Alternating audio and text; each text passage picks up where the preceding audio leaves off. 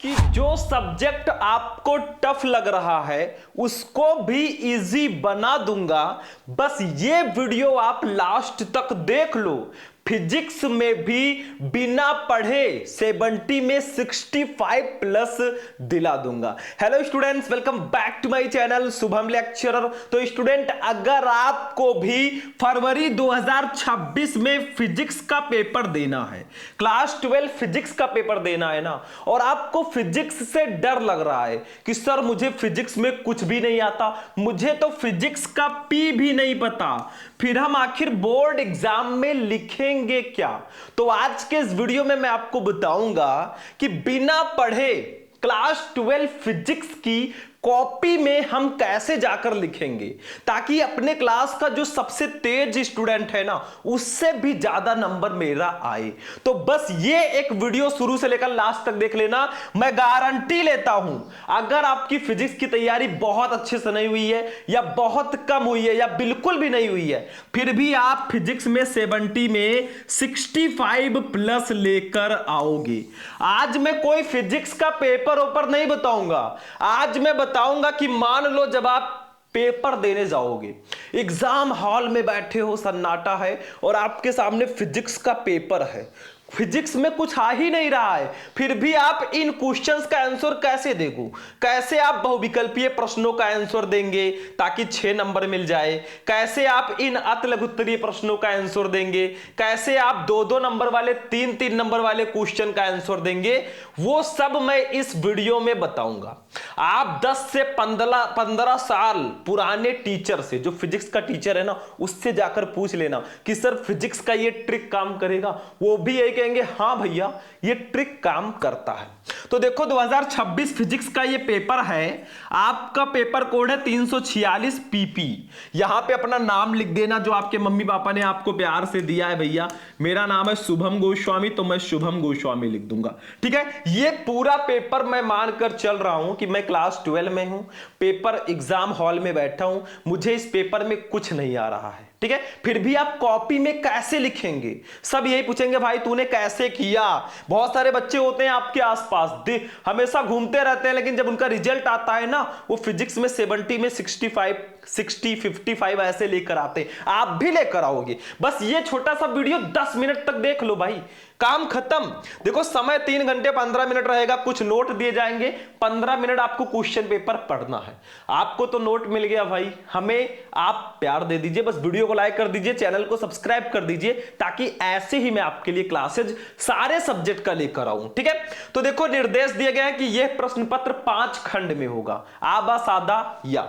खंड आ में बहुविकल्पीय प्रश्न होंगे 1 नंबर वाले, खंड बा में अतिलघुत्तरीय प्रश्न, खंड सा में 2 नंबर वाले लघुत्तरीय प्रश्न, और खंड या में 3 नंबर वाले लघुत्तरीय प्रश्न, सॉरी खंड दा में, और खंड या में जो होगा 5 नंबर वाला विस्तृत उत्तरीय प्रश्न होगा। ये तो निर्देश है, लेकिन हमें पेपर सॉल्व कैसे करना है? भैया हम गए हैं, बैठे हैं, फिजिक्स पढ़े नहीं अच्छे से, कॉपी में क्या लिखें? ऐसा ट्रिक कोई नहीं बताएगा पूरी यूट्यूब पे।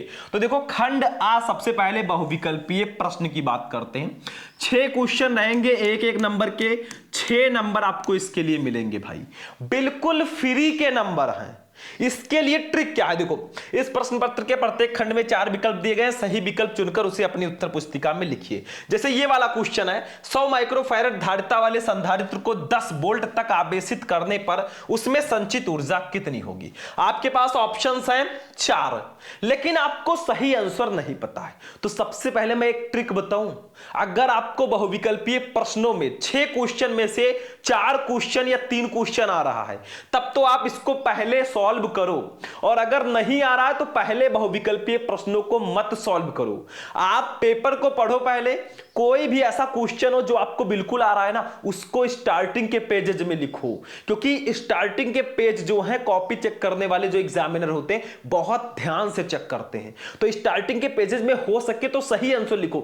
बहुविकल्पीय प्रश्न का आंसर नहीं पता है, बाद में करो, हो सकता है कोई बता ही दे आंसर बहुविकल्पीय का, हो सकता है हेल्प हो जाए। ठीक है, लेकिन ट्रिक क्या है? देखो ट्रिक ये है भैया कि जो थर्ड ऑप्शन होता है, मैंने देखा जो थर्ड ऑप्शन है ना, इसके सही होने के चांसेस 40% है।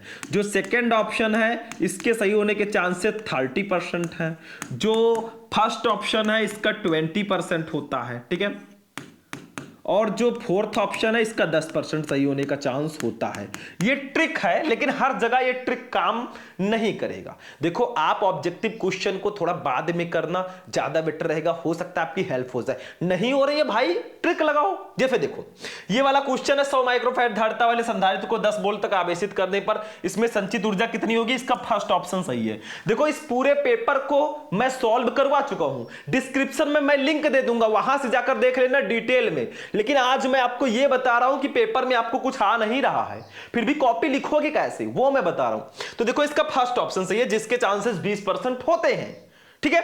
ये ट्रिक के द्वारा मैंने बताया है, लेकिन ये ट्रिक हर जगह काम नहीं करेगा। आगे देखो, खा वाला, किसी चालक की प्रतिरोधकता निर्भर करती है, बताओ किस पर निर्भर करती है। किसी चालक की प्रतिरोधकता निर्भर करती है चालक के पदार्थ पर। यहां थर्ड ऑप्शन सही है। थर्ड ऑप्शन के सही होने के चांसेस 40% है। पहले मैं बता दूं कि आप हो सके तो इसको बाद में करना ऑब्जेक्टिव को, ठीक है, हेल्प हो सकती है। और अगर करना ही चाहते हो तो थोड़ा बहुत ट्रिक लगा दो, ठीक है, हो जाएगा। लेकिन यह मैं बता दूं कि बिल्कुल भी आपको बैठना नहीं है। नहीं आ रहा है पेपर में, फिर भी लिखो। किसी कारणवश आपने नहीं पढ़ा है, फिर भी जो भी आपके मन में आए उसको लिखो। खाली पेज मत छोड़ना, कुछ लिखकर आओगे नंबर मिल जाएगा, मेरी गारंटी है। अब something is better than nothing, कुछ नहीं से तो कुछ अच्छा होता है। कुछ नहीं लिखोगे भाई, कुछ भी नहीं मिलेगा।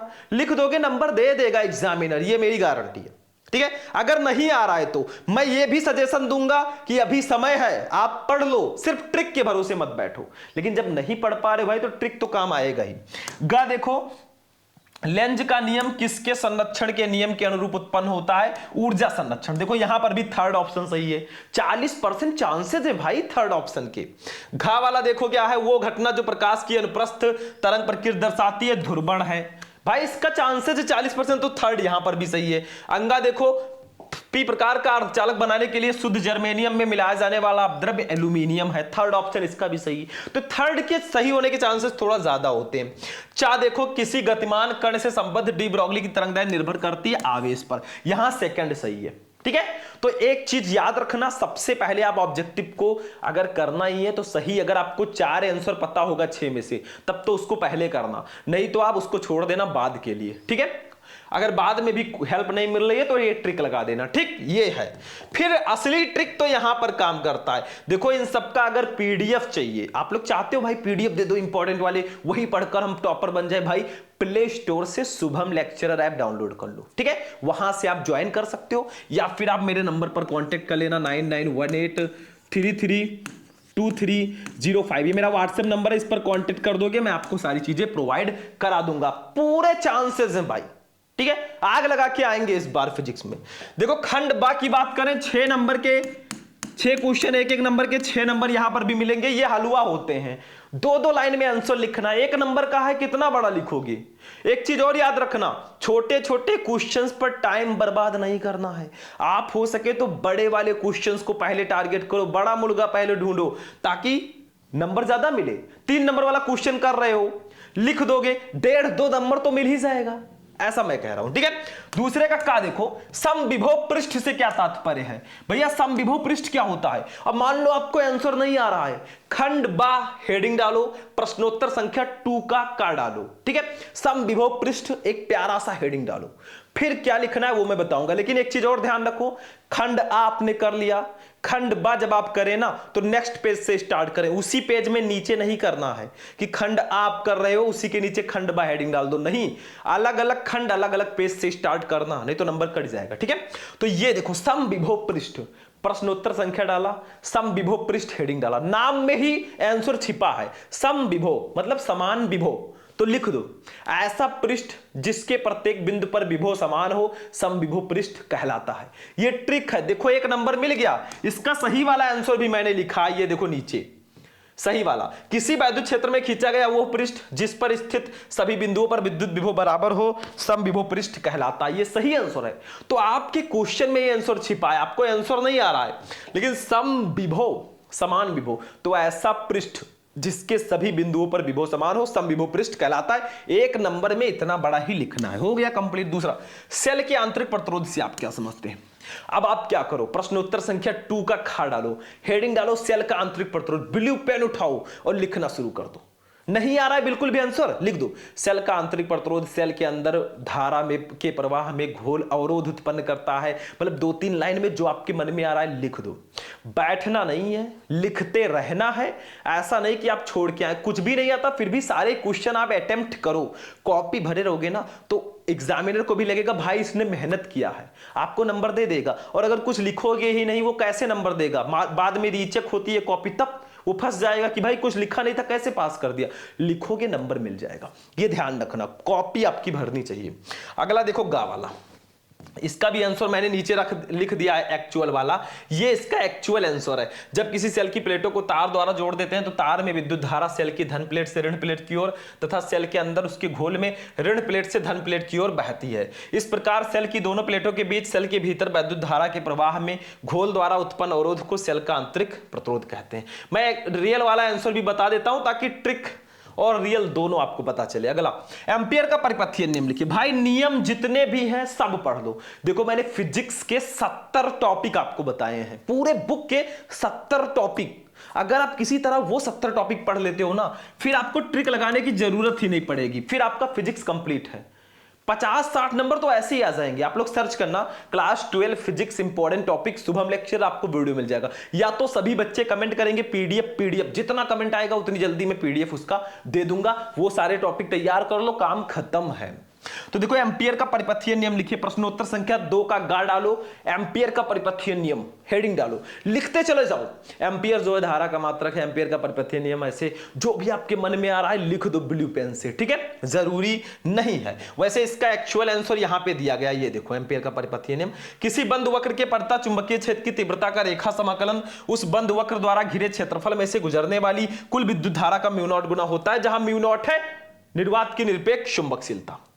ठीक है, हो गया। चलो घा वाला देखो, चुंबकीय फ्लक्स से आप क्या समझते हैं? नहीं आ रहा है आंसर, चुंबकीय फ्लक्स, हेडिंग डालो। चुंबकीय बल रेखाओं की संख्या को ही चुंबकीय फ्लक्स कहते हैं। थोड़ा बहुत अपनी तरफ से लिख दो, काम खत्म। अंगा, उस भौतिक सिद्धांत का नाम लिखिए जिस पर प्रकाशिक तंतु का कार्य सिद्धांत आधारित है। वो भौतिक सिद्धांत है पूर्ण आंतरिक परावर्तन। 1 नंबर का क्वेश्चन है। देखो मैंने सारे फिजिक्स के इंपॉर्टेंट क्वेश्चन आपको बताए हैं। प्लेलिस्ट में जाना, फिजिक्स वाले सारे इंपॉर्टेंट क्वेश्चन आपको मिल जाएंगे, वहां से जाकर देख लेना, ट्रिक लगाने की जरूरत नहीं पड़ेगी।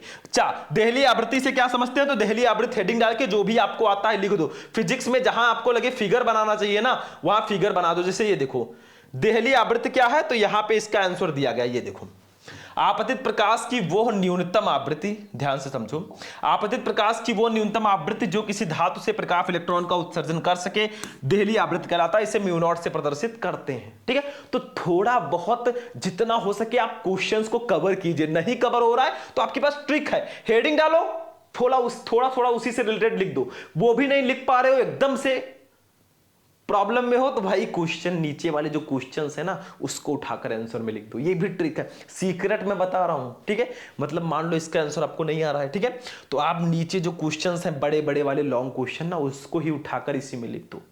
ब्लू पेन से लिखा होना चाहिए। एग्जामिनर एक एक कॉपी नहीं, एक एक पेज नहीं चेक करता। स्टार्टिंग में आप अच्छा लिखना, धीरे धीरे वो नंबर देता चला जाएगा, क्योंकि उसके पास बहुत सारी कॉपियां चेक करने को होती हैं। वो भी इंसान है, अगर आप कुछ लिखो रहोगे ना पास कर देगा अच्छे नंबर से। डरना मत बिल्कुल फिजिक्स से।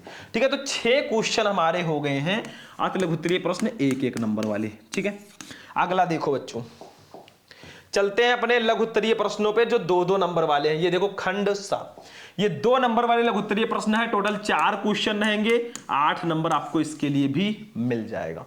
इसमें कुछ नहीं है, ध्यान से समझो क्या करना है। ये न्यूमेरिकल आ गया। अब न्यूमेरिकल में सर जी कौन सा ट्रिक लगाएंगे? कुछ बच्चे बहुत प्रॉब्लम में होंगे, सर जी सब तो ठीक है, टॉपिक हमने लिख दिया, आंसर लिख दिया, लेकिन न्यूमेरिकल का क्या होगा?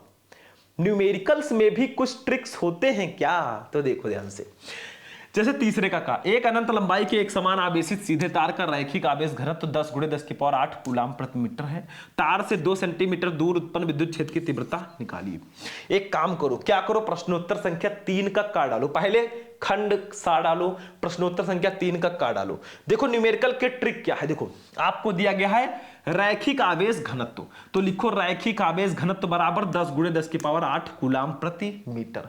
फिर लिखो दूरी 2 सेंटीमीटर, फिर लिख दो विद्युत क्षेत्र की तीव्रता बराबर क्वेश्चन मार्क, फिर विद्युत क्षेत्र की तीव्रता बराबर थोड़ा गुणा भाग कर दो वहीं पे, ठीक है, थोड़ा बहुत गुणा भाग कर दो ब्लू पेन से, नंबर मिल जाएगा। अगर नहीं आ रहा है तब मैं बता रहा हूं, मैं पहले सजेशन दे चुका हूं कि भाई हो सके तो आप लोग अभी पढ़ो, इस ट्रिक के भरोसे मत बैठो। ट्रिक हर जगह काम नहीं करता, पढ़ो आप लोग अच्छे से मन लगा के, ताकि आपको ये ट्रिक लगाना ही ना पड़े, आपके मन में डाउट ही ना रहे यार कहीं कुछ गड़बड़ ना हो जाए। पढ़ लो, पढ़ाई सबसे इंपॉर्टेंट है, लेकिन नहीं आ रहा है तो ऐसे ट्रिक लगाना। फिर जैसे किसी कुंडली का स्वाप्रेरण गुणांक 80 मिली हेनरी है, इस कुंडली में कितने समय में धारा 0 से बढ़कर 5 एम्पियर होने पर विद्युत वाहक बल 400 वोल्ट हो जाएगा। तो देखो लिख दो स्वाप्रेरण गुणांक बराबर 80 मिली हेनरी, धारा बराबर 5 एम्पियर, विद्युत वाहक बल बराबर 500 वोल्ट, समय बराबर हमें निकालना है, समय बराबर थोड़ा गुणा भाग जो भी आपको आए कर दो, नंबर मिल गया, टेंशन फ्री रहो। समझ में आ रहा है? वीडियो को लाइक करते हुए चलना, ऐसा ट्रिक भाई कोई नहीं बताएगा। नहीं आ रहा है तो मैं, कुछ बच्चे होते हैं ना किसी कारणवश मजबूरीवश वो बाहर रहते हैं, वो नाम तो लिखवा लेते हैं, लेकिन जब बोर्ड एग्जाम देने जाना होता है ना, बायोलॉजी ले लेते हैं, मैथ ले रहते हैं और उनको कुछ नहीं आता है, उनके लिए ये वीडियो बहुत सुइटेबल है। आप पढ़ रहे हो, देखो मैं पढ़ाता हूं सारा सब्जेक्ट, ठीक है, आप पढ़ रहे हो तो अच्छी बात है, आपको ट्रिक नहीं लगाना पड़ेगा, लेकिन कुछ बच्चे होते हैं उनके लिए ये वीडियो है, कोई बुरा नहीं मानेगा बच्चा, ठीक है। अगला देखो, गा तरंग दैर्घ्य लैम्डा बराबर 5 × 10⁻⁻7 मीटर के फोटान की ऊर्जा का मान इलेक्ट्रॉन वोल्ट में याद कीजिए। तो लिख दो तरंग दैर्घ्य लैम्डा बराबर ये और फोटान की ऊर्जा बराबर क्वेश्चन मार्क, फिर आपके दिमाग में जो आए फटाफट लिखते चले जाओ, काम खत्म। घा पी प्रकार का अर्धचालक क्या है, हेडिंग डालो खूब सुंदर सा, पी प्रकार का अर्धचालक। अर्धचालक के बारे में जो भी चालक वालक के बारे में आ रहा है ना, 2-3 लाइन में लिख दो, 4 लाइन में काम हो गया, ठीक है। तो ये भी जो 8 नंबर होते हैं 2-2 नंबर वाले, ये आपके फिक्स होते हैं, ठीक है, सिंपल सा है। चलो खंड दा पे चलेंगे बेटा। खंड दा की बात करें तो 3 नंबर वाले क्वेश्चन देंगे, पूरे 10 क्वेश्चन 30 नंबर के ये आते हैं। सबसे बड़ा मुर्गा यही है, अगर आप सिर्फ यही खंड अच्छे से कर देते हो पास हो भाई, तो इस पर ध्यान देना। चौथे कक्का, किसी धारावाही चालक में धारा घनत्व J, अनुगमन वेग Vd, प्रति एकांक आयतन में मुक्त इलेक्ट्रॉनों की संख्या n तथा मूल आवेश E में संबंध स्थापित कीजिए। मैंने बताया था J = किसी धारावाही चालक में धारा घनत्व, अनुगमन वेग, एकांक आयतन, मुक्त इलेक्ट्रॉनों की संख्या, मूल आवेश में संबंध, J बराबर NeVd, ये आपको स्थापित करना है। नहीं आ रहा है भाई, डेरिवेशन सबसे पहले, जितने भी फिजिक्स में डेरिवेशन 10, 15, 20 जो भी हैं उनको कर लो, उसको किए रहोगे तो आपका नंबर बिल्कुल फिक्स है। 5 नंबर 3 नंबर दोनों में आते हैं, ठीक है। ये डेरिवेशन टाइप का है। नहीं आ रहा है, थोड़ा बहुत चित्र बना के ना, थोड़ा अपने स्टाइल से धारा वारा ऐसे बह रही है, ऐसे ऐसे आई वाई बह रही है, ऐसे थोड़ा चित्र बना के थोड़ा बहुत लिख दो, न्यूमेरिकल टाइप का ऐसे कुछ ऐसे लिख दो, ठीक है, नंबर मिल जाएगा। J बराबर धारा घनत्व है, N बराबर ये है, कुछ पेजेस भरे होने चाहिए, नंबर मिला है, ठीक है। ऐसे खा वाला भी है, देखो ये अच्छी स्थिति वाला, अच्छी स्थिति निरक्षीय स्थिति वाला डेरिवेशन फर्स्ट और सेकंड दोनों चैप्टर में कर लेना। देखो किसी वैद्युत द्विध्रुव के अक्ष यानी कि अनुदैर्ध्य स्थिति पर किसी बिंदु पर वैद्युत विभव का सूत्र स्थापित कीजिए। एक फिगर बनाओ छोटा सा, जो भी आपके मन में आ रहा है। अब आम घास मत बना देना, ठीक है, थोड़ा लाइनिंग वाइनिंग फिजिक्स वाला स्टाइल, फिगर तो देखा ही होगा, बनाओ थोड़ा बहुत, इसको सॉल्व करो, थोड़ा ऐसे है चले जाओ, एक लाइन में खींचते चले जाओ, लिखते चले जाओ, नंबर मिल जाएगा, 1-2 नंबर तो मिल ही जाएगा। ऐसे प्रकाश वैद्युत प्रभाव के नियम लिखिए, प्रकाश वैद्युत प्रभाव के नियम हेडिंग डालो, उससे रिलेटेड चीजें लिख दो, प्रकाश के बारे में लिख दो, मतलब भरो पेज भाई, नंबर मिलेगा। नहीं आ रहा है पेज भरो, नंबर मिल जाएगा। घा अंगा एक उत्तल लेंस, ये भी आपका न्यूमेरिकल है, तो फोकस दूरी बराबर इतना लिख दो, 25 सेंटीमीटर, ये सब लिखकर थोड़ा बहुत सॉल्व कर दो, नंबर मिल जाएगा। ये सब ट्रिक होता है भाई। बाकी फिजिक्स में देखो, जितना हिंदी और इंग्लिश में ट्रिक काम करता है ना, उतना फिजिक्स में नहीं करता, ये मैं पहले ही क्लियर कर देना चाहता हूं, ठीक है। देखो चौक कुंडली का कार्य सिद्धांत समझाइए, चौक कुंडली में वाटहीन धारा के महत्व को समझाइए। हेडिंग डालो चौक कुंडली का कार्य सिद्धांत, लिख दो कुंडली के बारे में, अपना जन्म कुंडली लिख दो, ठीक है। घा। देखो मेरा पर्पस ये नहीं है कि कोई भी बच्चा फेल हो, मैं चाहता हूं आप लोग अच्छे से पढ़ो। मैं वीडियोस देता हूं, बहुत सारे टीचर्स हैं, आपको जो अच्छे लगते हैं उनसे पढ़ो, ठीक है। ट्रिक के भरोसे मत बैठो। लेकिन मैं ये इसलिए बता रहा हूं ना, ताकि मान लो कोई बच्चा बिल्कुल नहीं पढ़े होता है तो उसके लिए ट्रिक इंपॉर्टेंट है। यौगिक सूक्ष्मदर्शी में प्रतिबिंब का बनना स्वच्छ किरण आरेख बनाकर समझाइए। भाई किरण आरेख ऐसे बना दो जो भी आपके मन में आएगा। हाइड्रोजन परमाणु के लिए बोर की परिकल्पनाएं लिखिए, ये भी बहुत इंपॉर्टेंट है। द्रव्यमान क्षति से क्या तात्पर्य है? द्रव्यमान क्षति हेडिंग डालो, जो भी क्षति जो भी नुकसान आपको हुआ है लिखो उसमें, ठीक है। ऐसे थोड़ा बहुत बना बना के लिख दो, कुछ नंबर मिल जाएंगे। मेरे कहने का मतलब अगर आपको कुछ भी नहीं आ रहा है ना, थोड़ा बहुत अपनी तरफ से ब्लैक ब्लू पेन यूज करके कॉपी भरो। इधर उधर ताक झाक मत करो कि उनके में देखे सीसीटीवी में पकड़े जाओ, वो भी प्रॉब्लम। और आप उसके जगह पर देखने के जगह पर लिखो, कोई हेल्प नहीं कर सकता आपका, सीसीटीवी लगा रहता है। अंगा नंबर, ऊर्जा बैंड के आधार पर चालक एवं अर्धचालक में अंतर लिखिए। भाई चालक हेडिंग डालकर लिख दो, ऐसे पदार्थ जिनमें धारा का प्रवाह इलेक्ट्रॉनों का द्वारा होता है चालक होते हैं। थोड़ा बहुत तीनों में अंतर डिफरेंस कर दो, नंबर मिल गया। समझ में आया? तो ऐसे करो काम। खंड या जो विस्तृत उत्तरीय प्रश्न है ना, इसमें कोई खास ट्रिक काम नहीं करता। 5 नंबर के 4 क्वेश्चन, 20 नंबर आपके इसके लिए मिलेंगे। देखो विद्युत परिपथ के लिए किरचॉफ के नियमों का उल्लेख कीजिए और उनको परिपथ बनाकर समझाइए। 5 नंबर, एक परिपथ बनाओ। किरचॉफ का नियम आप पहले से ही पढ़ लो। नियम जितने भी फिजिक्स में हैं घोल कर पी जाओ, नियम तो आएगा ही आएगा। नियम में नहीं कोई भी वो नहीं करना है आपको, लेजीनेस, नियम जरूर पढ़ना है, ठीक है। तो एक परिपथ बनाओ, उसमें किरचॉफ का नियम हेडिंग डालो, लिखो दोनों नियम, ठीक है। थोड़ा बहुत ऐसे अथवा लगाए। दूसरा देखो, लॉन्ग क्वेश्चन में कोई खास ट्रिक काम नहीं करता। ये जो डेरिवेशंस है ना, इसमें आप झूठे मूठे फिगर बनाकर लिख तो सकते हो, लेकिन भाई एग्जामिनर पकड़ लेगा तो थोड़ी प्रॉब्लम होगी, बाकी वो इतना ध्यान नहीं देगा। अगर नहीं आ रहा है, थोड़ा बहुत फिगर उगर बना के ना ये सब लिखो। जैसे ये है, गॉस के नियम का उपयोग करके एक समान आवेशित अनंत समतल चादर के निकट विद्युत क्षेत्र की तीव्रता निकालिए। तो आप अनुप्रयोग हेडिंग डालो, जो भी ये हेडिंग है उसी को डाल दो, लिख दो। और जो स्टार्टिंग में क्वेश्चंस थे ना, आंसर नहीं आएगा तो यही सब उठाकर थोड़ा बहुत लिख देना, नंबर मिलेगा, ठीक है। फिर देखो ये ऐसे ये है। मेरे कहने का मतलब है कि जैसे ये तरंगाग्र किसे कहते हैं? हाइगेंस के द्वितीयक तरंगिकाओं का सिद्धांत लिखिए। तो तरंगाग्र हेडिंग डालो, पहले उसमें लिखो तरंग के बारे में थोड़ा बहुत। फिर हाइगेंस के द्वितीयक तरंगिकाओं का सिद्धांत हेडिंग डालो, उसमें जो आपको आता है लिखो, ठीक है। तो ऐसे आपको लिखना है। मतलब नहीं आ रहा है तो ये ट्रिक है आपके पास।